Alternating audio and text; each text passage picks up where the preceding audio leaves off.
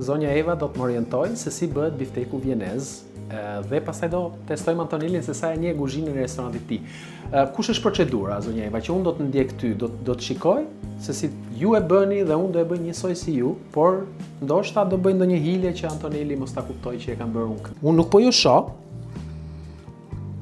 Edhe nga një anë.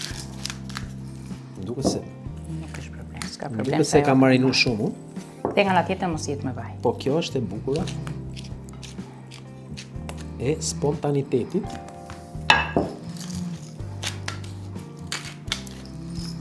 Pastaj si e kalojmë? E mbushim me djathtë Po, para? thjesht po, ja. Tani mbushim me djathtë. Okej. Dhe e bëjmë në formë roleje, besoj. Për zgjati djathin, no? Po, patjetër, po. Shumë bukur. Dhe bëjmë mbledhjen?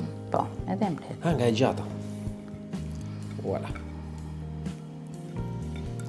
Kolesterolin unë sot, se i hodha shumë vaj. S'ka gjë se zhvullirin pio. Du ta shtypim? Po, ja. Okej. Tani do të kalojmë në miell.